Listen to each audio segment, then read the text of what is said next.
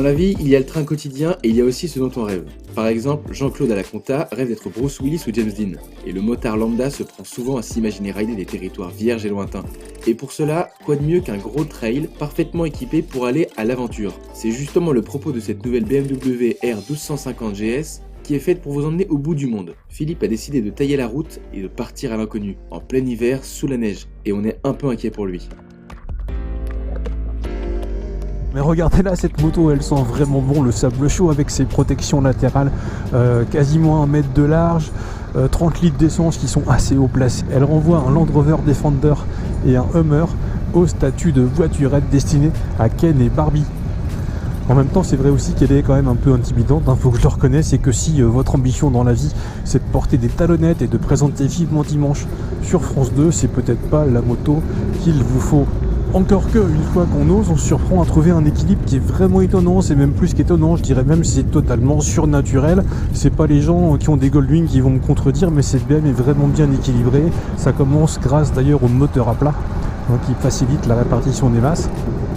Alors c'est vrai qu'elle demande un peu d'espace pour s'exprimer, mais entre les fils de voiture, là, même si elle est encombrante, on s'en sort quand même assez bien. Là, faut reconnaître qu'au guidon, la place, elle est vraiment généreuse. Moi, je suis bien installé, j'ai la place pour étendre mes jambes, mes bras. C'est bien détendu à tous les niveaux. Bon, ok, j'admets, malgré mon mètre 88, je touche le sol que vraiment uniquement sur la pointe des pieds. Mais malgré tout, la GS Adventure, elle est, faut bien reconnaître une qualité, elle est vraiment bien autostable à basse vitesse. Et puis bon, c'est la 1250, donc le nouveau moteur, il a perdu un peu de la sonorité rocailleuse que moi plutôt j'aimais bien sur le double arbre. À la place, on a une sorte de chointement un peu sourd. Mais par contre, on a vraiment beaucoup gagné en souplesse et en onctuosité très bas dans les tours. En plus, il y a plutôt un bon rayon de braquage, donc ça le fait largement. Il faut juste penser à ne pas se faire embarquer, malgré tout à cause du gabarit. Bon Philippe, ça suffit. On comprend qu'elle s'en sort bien, mais ça n'a rien à faire en ville une moto comme ça.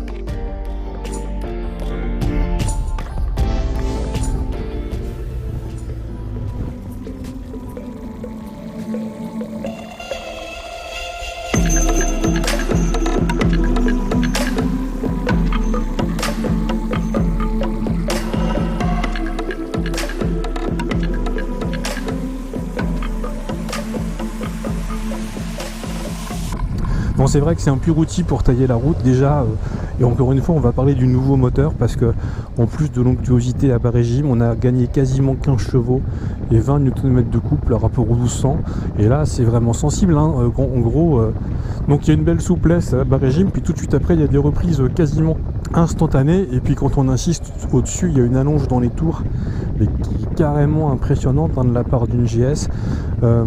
Là-dessus vous mettez un châssis avec des suspensions réglables grâce à l'ESA dynamique qui gomme toutes les bosses, et un châssis qui est super équilibré. Et puis c'est bluffant, au point que c'est tellement bluffant que ça devient presque un problème, puisque à part sur l'autoroute on se retrouve assez souvent à quasiment 2 fois la vitesse limite autorisée un peu partout, et ça sans même s'en rendre compte.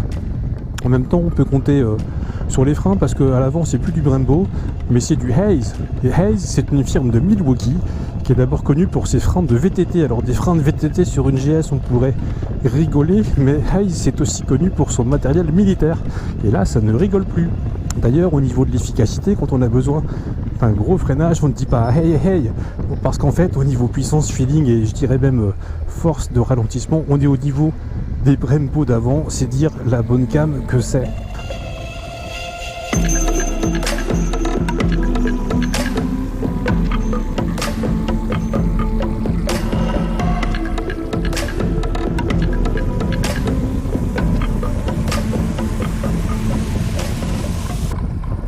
Pour autant, la grosse BM n'entre pas tout à fait dans le monde de la perfection. D'abord parce que la bulle elle est réglable là, manuellement devant moi comme ça, mais c'est encore un peu juste en protection sur le haut du casque. Pourtant BMW, c'est que les gens qui achètent cette moto sont en général d'un certain gabarit, et puis j'ai pas été non plus convaincu par le shifter qui donne un feeling de la boîte assez aléatoire. Ça c'est un peu le genre d'option, et Dieu sait s'il y a des options sur cette moto dont on peut un peu se passer.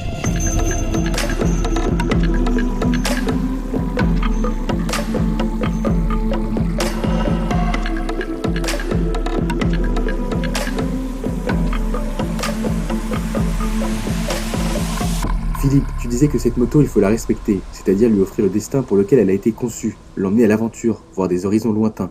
Et c'est ce que tu vas faire. Ah grave, bon dans la Pampa, faut que d'abord avoir les bons pneus, puis il faut aussi être honnête, hein, c'est comme un sacré morceau.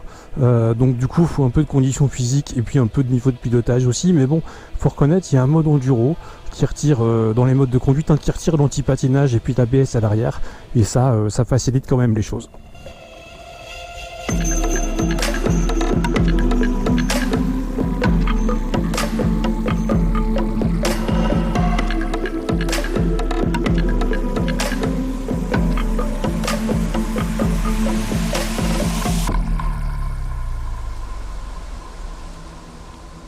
On constate avec plaisir que les véritables aventuriers qui veulent le maximum de puissance et d'équipement ont de plus en plus de choix. Entre la KTM 290 Super Adventure S à 17 499 € ou une Ducati Multistrada 1260 Enduro à 18 590 €. La BMW R 250 GS Adventure vient compléter l'offre. Un peu moins puissante que les autres, elle n'en reste cependant pas moins étonnante par son équilibre, sa polyvalence et son efficacité. Et vous, où rêvez-vous de partir avec ?